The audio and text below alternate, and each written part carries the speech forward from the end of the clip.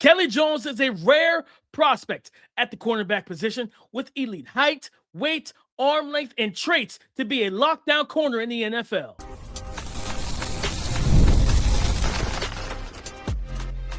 You are Locked On NFL Draft, your daily podcast covering the NFL Draft. Part of the Locked On Podcast Network, your team every day.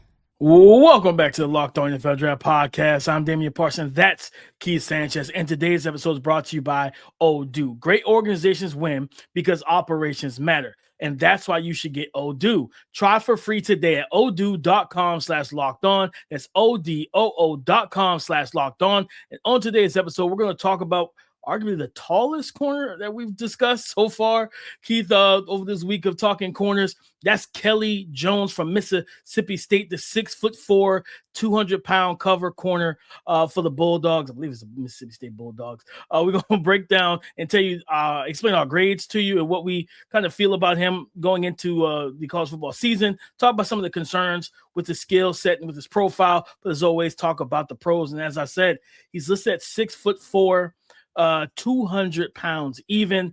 This guy might be, in terms of a comp, I'll throw a comp out there, he might be similar to a pterodactyl. He's got really long arms, and he's a tall kid. And a guy that's played pretty lockdown covers last year, 38 targets, 11 receptions allowed all season, 9 PBUs, 2 INTs. I do believe he allowed 3 touchdowns in coverage statistically. But Keith, what stood out to you when you watched the big long limb corner from Mississippi State?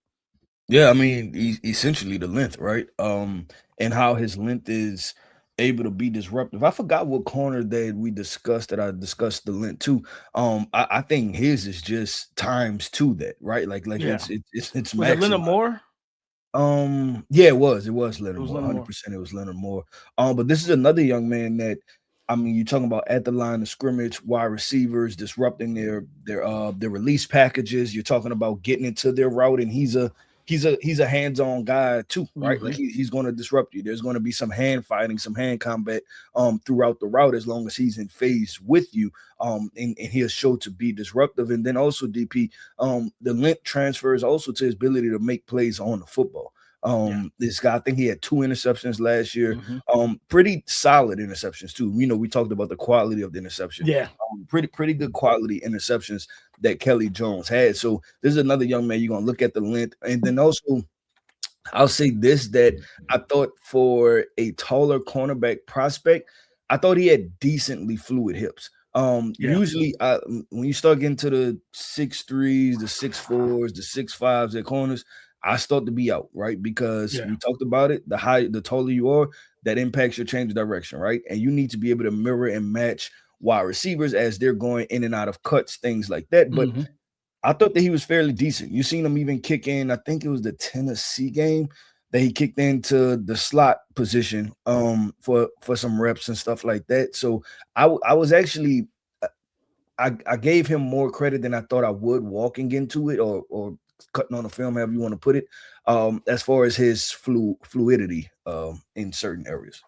Yeah, I mean, it's multiple games. There was the Tennessee game where he was in the slot, Texas A&M, he was in the slot, and I think he was in the slot a couple times against Texas too. Mm-hmm. Like he for a tall, you don't see 6'4" corners be willing to go and cover from the slot and play in the nickel, because there's so much more ground you got to deal with, more route options for the receiver. You know what I mean? From whip routes, return routes, all like whatever they like, with all the space they have, they can run a numerous amount of routes, a lot of change of direction stuff that can really stress a tall, high hip corner like a Kelley Jones, but he handles it well overall when you're talking about being able to play in the slot, Keith. I love the competitive, like that goes into that competitive toughness for me. A guy that's willing to do whatever and cover whoever, wherever. That stuff really matters to me more times than not, to be completely honest with you. He's got that elite size at the position, the long arms, like, and it's one thing to have long arms because, like, you know, reach is important. The wingspan is important, but it's more so how you utilize it. And, you know, one thing when it pertains to him and watching Kelley Jones, this is a guy that knows how to create tight window situations for the quarterback. Like, you're trying to target him down the field. He knows how to. He's very patient. He might open the gate and create that, what do you call it? He might open the gate and create a pathway per se, you know what I mean, for the receiver to release, but he's right there close to you. He's in that hip pocket to where even if you release outside, he's on that inside hip. He's on the inside track. And then for the quarterback, okay, I can't really throw a back shoulder because he's 6'4" with long arms and he's got good body control. I can't really throw the 50-50 ball because, again, he's 6'4" with long arms. So creating those tighter window throws, that's something that he's really, really good at in man-to-man coverage. And like you say, he does get hands-on and everything. So you see a guy that can – and I think what we talked about, was it Xavier Brown 2 days ago, Keith, where it's like a little bit – you could be a little bit too handsy, right? You can be a little too handsy. I don't feel like that way with Kelley. I feel like he's very calculated in when he strikes and puts his and throws his punches or makes contact with the receiver. I don't think he is a guy that has to grab and, he doesn't panic when the ball's in the air at all. Yeah, no, I'm with that. And there's probably he's gonna have less to clean up. I feel like making a transition from college to NFL than it was Xavier Brown that we discussed. I'll say this too, DP, that with the length overall, and you talked about his just playing at the line of scrimmage and him opening the gate. There's obviously there are techniques to that, right? And we've talked about it before, like give something to be able to take something away. Like, okay, cool, I'm gonna give you inside leverage now because I basically cut this off 50% to know exactly, not know exactly, but know some of the routes that you may run out of this, right? I'm gonna give you the inside leverage. I'm gonna take away the outside. Boom. I'll give you the outside. I'm gonna stay on the inside because now I'm expecting you to run this. And it seems like his opening the gate process is more so giving the wide receiver a side, so then that way I can play everything else and kind of understand instead of having to guess whether you're going to take inside leverage, outside leverage. His is more so I think it's intentional dictating where I want you to go. I'm giving you this inside release, so I'm gonna give you this outside release, so then that way you can play to it, especially if you're playing zone, right? If you're playing zone, I may be fine with you giving inside release, giving you inside release because that's where all my help is, right? Especially if I'm playing cover 3 or something like that. So that definitely could be an intentional part on him because to me, it seemed intentional because he didn't seem to panic. It didn't seem like his footwork got really wonky. After that, it didn't seem like he was, in a bad situation. It seemed like, hey, this was intentional. Now I'm about to play the rest of the rep. No, he does a good job with like kick stepping or a box step, as some DB coaches will call it, like that box step. But it's like I open the hip and then I kick step. And one thing I typically see with corners that do that, you see a lot of crossover from their feet. His feet didn't cross over. His feet were like planted. He stayed with an even base, and he was able to transition from being in the hip pocket to then carrying you vertical. And then he does play chest to chest. He closes to the sideline. Yeah, and even if you're playing man-to-man, right, that kind of trail technique. And this is the part, the nuances of, discussing, positional techniques and things like that we don't have the access to know the exact play call. Like if the, the DB, like, we can see cover 3, cover 4, cover 2, cover 1, whatever. But we don't know if the defensive back coach told him, hey, you stay in trail technique, right? Because this is a team that likes to run a lot of underneath routes. And then to your point, I think this is what you're about to say, is that having the makeup speed down the field and the length to be like, okay, cool. If they do throw it deep, you can get to it, right? So take away everything underneath. So any in breaker, they're going to break into you essentially, right? Like if it's a dig, anything like that, they're going to come to you. And then if it's a deep route, listen, you have the speed, the foot speed, the length to be able to run 30, 40 yards down the field. Yeah, and I mean, I would say, Keith, even to expound on that, for a quarterback, if you're targeting him down the field, if he's playing trail, you kind of don't want him in trail. Like, you know what I mean? Because if you underthrow it, he's 6'4" with long arms. He's going to go up and make the play. And I think you talked about the 2 interceptions.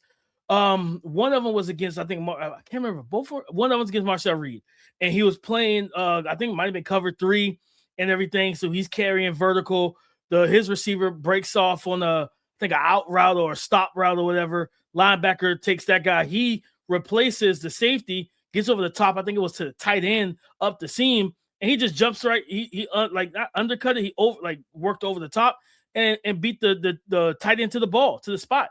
Interception. I think he did that against what might have been against Texas. It might have been against Texas or Arizona State, one of the teams.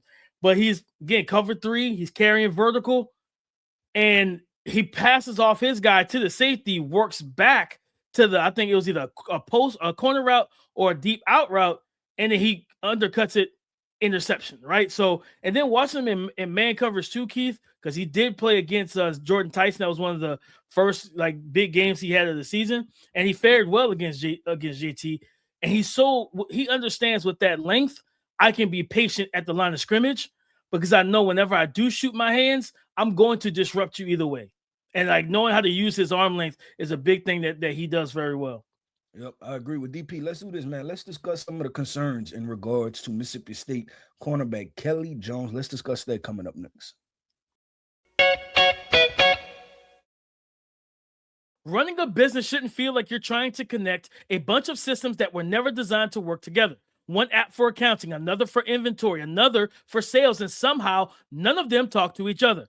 That's where Odoo comes in. Odoo is an all-in-one business management software that brings every part of your business together in one powerful platform. From sales and accounting to inventory and marketing, everything works in one place, helping your team move faster, stay organized, and focus on growing the business instead of managing software. The best organizations know that success isn't just about talent. It's about having everyone working toward the same goal, and that's true in sports just like it is in business. I mean, look at what the Toronto Raptors did in round one of the NBA playoffs. They took the Cleveland Cavaliers to 7, and then they went and got Kawhi Leonard from the Clippers, knowing that the chance is now. Great organizations win because operations matter, and that's why you should get Odoo. Try for free today at odoo.com/lockedon. That's odoo.com/lockedon.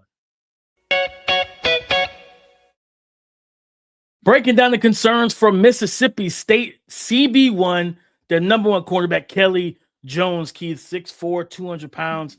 Got it. We like I said, we heaped some praise on him to start the show. Keith, what were some of the things on film that you saw made you a little weary when it comes down to his profile? Yeah, and I said that he was better than average at this, but it's still going to be a concern for me. And that's the ability to stay with those quick twitch wide receivers, right? And keeping up in and out of breaks. That's going to be a situation that he's going to have to figure out. And honestly, it may end up being a scheme situation, right? Where he's going to have to be a scheme specific player to reach that high level of success. And saying that, I believe that Kelley Jones is a good football player. Like I like him, having watched him. And I told you, usually when you get over 6'2" as a cornerback, I start to kind of be out, right? Like I don't know about it. But looking at it, DP, I think that's going to be the concern, right? It's how, if he goes to a man scheme, how is he going to be able to play man-to-man and deal with those quicker, twitchier wide receivers? Or even, the NFL has more wide receivers that have a complete profile, meaning that they check the boxes of height, weight, speed, and quickness, right? And the quickness part being important. So that's the part that I'm a little bit, if you have to be weary on something, it's that part, right? Like that's the part that you have to highlight and say, okay, how is he going to be able to handle this? Does this put him in a box of being a scheme specific corner? Yeah, no, I'm with you on that too. Because like I said, it's better than average, but it's still going to be a concern. You're 6'4", like it just is what it is. It's still going to be a concern when you get matched up on those guys, right? Like he had matchups against Texas A&M with Mario Craver, with Casey Concepcion, and everything. I mean, he fared well against both of those guys for the most part. But like there was one route, I think he was in the slot he was in nickel playing against Mario. And Mario ran an out route. I think the initial route was an out route. Then Marcel Reed had to bail because of pressure. And then you see Craver stop and reverse field and reverse his direction. And that changed the direction. Like you saw Kelley Jones' feet stop. And I'm like, well, if Reed sees this and he hits him, like this is a big play because it's going to be catch and run because you're not in phase anymore. So like stopping his feet, you see some of that, I don't want to say laboredness, but it's just kind of like it takes a second to get back up, you know what I mean? And pick the feet back up and get back going and then changing that direction with suddenness. When he's able to dictate the action in terms of his body movements and stuff, like he's going to be just fine. But when that's why we talked about earlier, like I love the competitiveness going into the nickel and playing in the nickel and guarding these shifty wide receivers. Craver and Casey are two guys I don't know if I want him guarding in the slot. Like, you know what I mean? Unless he's up on the line of scrimmage and he can just kind of, because with his arm length, I didn't say it in the first segment when we started off, with his arm length and his wingspan, he could suffocate reps. You know what I mean? When he either presses you soft press and then get his hands on, he's got the wingspan and the arm length to absolutely take the wind out of your sails early in the reps. But if he can't dictate in the slot to do that, you can see some of these quick twitch route runners being able to apply some pressure on him. He was in the nickel against Arizona State, and they had like a little shifty slot receiver. He did do well. It was a post route, a corner route, and he blanketed it. But that's just one direction, one cut, one hip movement, rather than whip routes and option routes and things like that, where you don't really know where the receiver's going. Yeah, no. And did you see anything? And I don't know from your perspective, but did you see anything? Because I mean, we gave up 11 receptions on 38 targets, which is great, right? I think that might be some of the best we've seen since we've been scouting. Doing this version of scouting for this class. Did you see anything that led to touchdowns, right? That had to do with his athleticism? Was there any correlation? Because I know he, like, of those receptions, right? 3 of them were touchdowns. So it's weird because he had a really good completion percentage, I guess a not completion percentage. But of the completions, 3 of them, a third of them were touchdowns. So I didn't know if there was anything that you've seen or was able to correlate. I mean, I think his speed is good. He has a tendency to almost slow play some reps, which allows receivers to get on top of him, and now you are in trail, and stuff like that. I was like, I forgot what rep it was and what game it was, but I was watching it and I was sitting there saying, I'm like, okay, I have a speed concern, right? And that was at like that was when he got to like 10, 15 yards, and then like once he got to like 25, 30. I was like, nah, he's in phase. Like, it seemed like he has good makeup speed, but I wonder what his 0 to 20 looks like, right? Like if it's a very average. He's not twitchy and explosive. Yeah, because there are wide receivers I see to start to separate, which can be an issue too, right? Because you're talking about that's prime real estate for the slot fade, right? Just a little 15, 20-yard ball. The first 15, 20 yards create some separation and, and complete the pass. So I look at it from that, and then I want to ask you this: the tackling part of it. How do you feel about him as a tackler, being a taller, longer corner on the boundary? He's sufficient. I don't think he's like an all-world tackler, but he definitely isn't afraid. Like, I can't remember which game it was. Was it Texas? Might have been Texas. But like the running back hits the lane and he's in the alley, and it's him and Kelley Jones. And Kelley, you don't see 6'4" corners be able to drop their hips and their weight down, but he got the low man one, and he got lower than the running back and then wrapped up his legs and made the tackle. And I'm like, I don't know how often you're going to be able to do that.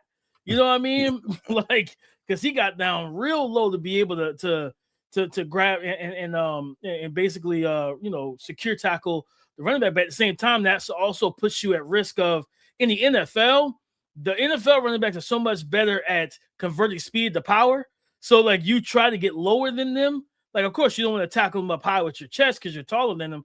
But you get too low, and they're just going to lower the shoulder and run through you. You know what I mean? And run through your shoulders and through the tackle stuff. So I think he's sufficient. I think he's definitely willing participant in being a run defender and open field tackler. I want to see him get off blocks a little better in like the screen game. I felt like he attacked, but he fought to a stalemate sometimes. Like, I want you to shed that guy and make the tackle. Finish the rep, because man, we get one of these explosive receivers out there and you don't get off that block, that might be 6. You know what I mean? You get the wrong guy out there. It's like, hey, we got to keep him corralled, let the safety let the linebacker, let's go ahead and corner him in so he don't break out, because at any moment, like you play Texas A&M again, Mario Craver, if you do that type of stuff and he's got the ball behind the line of scrimmage, this could be an explosive play if you don't get off that block. Yep, I agree. With DP, let's do this, man. Let's get to my favorite part of the shows where we dropped the draft grade. We discussed the draft grade, and I'm going to ask DP if he has some NFL comps, past draft comps for Mr. Kelley Jones, the cornerback from Mississippi State. We'll discuss all of that coming up next. This episode is sponsored by BetterHelp. We talk about mental health more openly now, but asking for help can still feel hard. And BetterHelp's latest research confirms it. BetterHelp's 2026 State of Stigma report surveyed 2,000 Americans and revealed that 85% of Americans believe getting support is wise, yet 74% say society discourages people from doing so. BetterHelp is the world's largest online therapy platform with over 30,000 therapists globally and has helped more than 6 million people connect with support. Through a short questionnaire, BetterHelp does the initial match so people can focus on their therapy goals. And if the match isn't right, users can switch to a different therapist from tailored recommendations. We're usually quick to tell people we care about to check in on themselves, slow down, or talk to someone. But a lot of us don't extend that same thinking to ourselves. Changing that mindset can make a difference. So don't let stigma stand in the way of support. Start therapy with BetterHelp. Sign up and get 10% off today at betterhelp.com/lockedon. That's betterhelp.com/lockedon.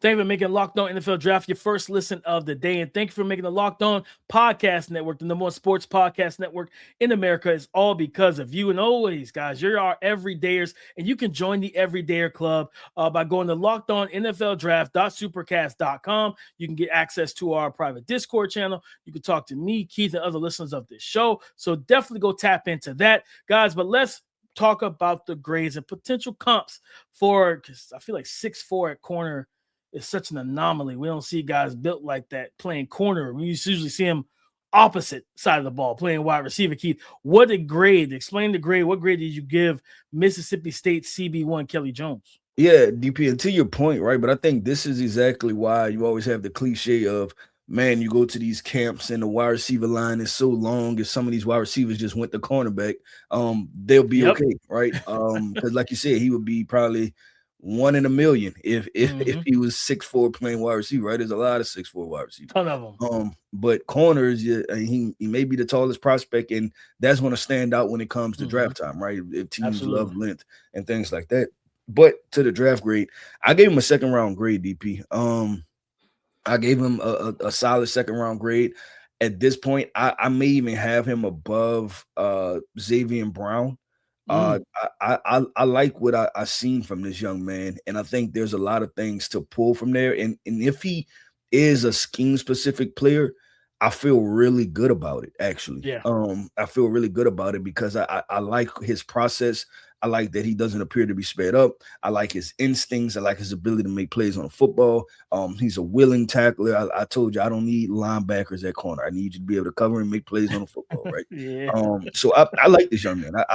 I think there's actually room and area for him to elevate too. Just based off of, what else happens in the class and what type of year he has coming up. He'll be able to get his hands on the football and he can finish this year with 3 to 4 interceptions. I think this is a name we're going to be hearing a lot. Yeah, Keith, I agree with you. I gave him a because what did I give Xavier? I gave him a late first, early second. I give Kelley Jones a late first, just straight late first round grade, Keith. I think, like you said, with the length and the body type and the recovery speed that he showcases, the ability to play, to me, I think Keith, he's a scheme versatile guy in terms of you can play man-to-man coverage, he can press, he can bail, he can play cover too. He gives you a lot, especially mainly because of his just physical build, in terms of what he can do in coverage. And then if you want to put him at some nickel, especially nowadays, Keith, you got so many number one wide receivers going into the slot. You talking about, you see watching the Broncos, you see more Cortland Sutton in the slot than you used to. Right, when he first got into the league. So if you're talking about playing the Broncos, that's 6'3", 6'4" versus 6'3", 6'4". Yeah, Kelley, go into the slot with him. I feel comfortable with you in the slot against that guy. Now, I'm not going to tell you go down there with Jalen Waddle 40 times a game. That's a little different situation. I don't want to do that. You know what I mean? But if Cortland Sutton walks down in that slot, yeah, you go in the nickel too. You follow him and flow with him so that we can match size for size, like height for height, things of that nature. But man, I think this is a young man I'm excited to see, Keith, because it's crazy. I didn't know who he was. And then when I turned on the Arizona State tape, I'm like, oh, I remember this dude. Because he was giving Jordan Tyson some issues in that game. You know what I mean? Very patient, staying square, playing physical through the catch point, super competitive kid. So I'm excited for him, Keith, because again, and the guys, if you have not noticed, I'm just excited for this cornerback class overall. Like I think I think we can get 5 to 6 first rounders if these guys. DP, every time we watch another well. corner, you bump up how many corners could go in the I'm first just saying. round. Listen, Keith. People. Hey, when they always say, Keith, positional value, right? Like they love the positional value stuff. That's a premium position, right? Like, you need corners. So I look at it like Keith. I'll tell you straight up, if he's if the Seahawks are still like picking late in the round 1 and he's on the board, you can probably pencil him in. Like I feel like that's one that you can pencil. Yeah. And that they have a secondary of him, Nicky Manwari, Devon Witherspoon, and it's like, yeah, good luck trying to get away from our DBs. But he, in terms of comps, Keith, athletically, I don't think he's going to match this guy. But the body type is almost identical, and it's Tariq Woolen. It's like Tariq was 6'4", 205, but Tariq was also what, a 4'3", 4.26. I'm sorry, no, let me disrespect that man. 4.26 in the 40-yard dash. Just an alien in terms of speed, height, length, all of that stuff, Keith. But I definitely see some Tariq Woolen where Tariq can play cover 3 and bail out. Tariq can press you at the line of scrimmage, and Tariq showcased the ability to mirror you too. Yeah, no, I'm with you, and this is why, DP, if you look at this, why I'd be weary on tall corners, right? Because looking at some of the guys, I'm looking at mockdraftable.com, right? Some of the corners that are 6'4", 6'3", and 6'4", right? Let's look in this area, right? Nashawn Wright, Israel Mukuamu, Tariq Woolen, who you just mentioned, Takario Davis, Kyrie Jackson, Jawan Williams, Ephesians Prysock, Benjamin St. Juice, Devin Moore, Stanley John Baptiste, Keith McGill, Kevin King, Jeremy Clark, Isaiah Johnson, Cam Hart. Not any real perennial Pro Bowlers, right? Like that. Yeah. And so that's where I really think, and that's not discussed enough, I think there's a cutoff, right? I don't see, sure. You know what? Let me not speak in absolutes, but it's a more likely than not, right? Like there's like a 95% chance, right? Like once you start getting to that height, it becomes difficult. But I do think that Kelley has the ability to be one of the better corners. Now, somebody who I seen on his list that was taller than what I realized when he was playing was Nnamdi Asomugha. I didn't realize Nnamdi was listed at 6'2", I think 6'3", somewhere in that range. So long arms, yeah, one of the taller corners, but also he was a guy where there was 2 different versions of Nnamdi, right? And it was probably skating, and I wasn't old enough. I was maybe 12 or something, right? When all this stuff went down, when, Nnamdi was traded from or signed with the Eagles and the Raiders. Remember the Eagles had the dream team, and I forgot what year that was. Maybe I was older than 12. But just that might have been a scheme dependent situation, right? The Raiders probably ran more zone, and then the Eagles might have ran more man, which was more difficult for him. So I look at that, DP, and I'm like, like it's difficult finding these 6'3" corners. And then you have to put them in advantageous situations, which I think Kelley has the opportunity. And like I said, I like him. Like if there's a corner for me to bet on, because I even think I like the Julius Brents and all of those guys I still had reservations of just because of the change of direction stuff, and especially when we seen him in person, right? Takario Davis was a big time name when he first popped on the scene. Remember that? Like he was like a first round corner, big 6'3" corner out of Arizona, and then you watch the film, and I was like, I don't think he could run. He's gonna have some problems, right? And then Juju Brents was the same thing. So, but this young man, I think he has some fluidity to him to say he's that tall. So, that's how I look at that. Brents was a guy that it was sucked for Brents that he got hurt. He kept getting hurt, and he never was able to really develop in the NFL. But it is hard to find these like 6'3" plus corners who are able to play at a high level and be those all-pro, Pro Bowl caliber corners. Again, like you said, I mean, unless it's scheme dependent, right? Like you see, like the Legion of Boom or Brandon Brown and all those guys, like they were tall, big body guys, but they played a mixture. You'll get match coverage, you'll get quarters, you'll get cover 3, and they'll tell Brandon Brown, just go into the line of scrimmage and beat up that receiver, and he would do exactly that. Three of the most successful tall corners we've seen, like 6'3" plus, Brandon Brown and Richard Sherman and Tariq Woolen all played in the same scheme, right? There's all this cover 3 zone heavy. The unicorn of that group of those 6'3", probably I think it was 6'3", was Antonio Cromartie.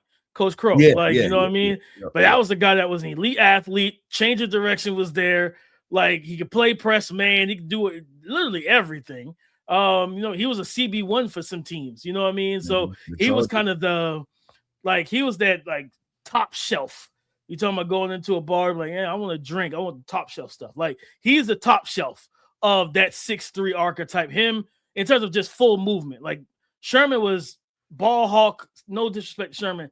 In terms of just pure coverage ability and movement and athleticism, yeah, it was Cromartie. Like, he was the guy. Like, if you wanted to build a 6'3" corner, you wanted him to move like Antonio Cromartie. Yep, I agree with DP. That wraps up another episode, man, of the Locked On NFL Draft Podcast. I want to end this podcast all by saying shout out to our everydayers. Thank you for tapping in with us each and every single day. I am Keith Sanchez. You can find me on X at The Talent Code. That right there is my guy, my co-host, Mr. Damian Parson. You can find him on X at DP_NFL. Like we like to see, man, y'all come talk to us because we like to talk back. Go subscribe and follow for free on YouTube or wherever you listen to podcasts to get the latest episode as soon as it is available. On Monday's show, coming up on Monday, guys, we're going to be breaking down the edge rushers. We're starting off with the top 2 edge rushers on Monday and Tuesday of next week. Dylan Stewart, Colin Simmons, who really is going to be edge one heading into the 2026 college football season. We'll talk about all that on Monday, Tuesday, and all next week. So come and join the conversation again tomorrow on the Locked On Podcast Network, your team every day.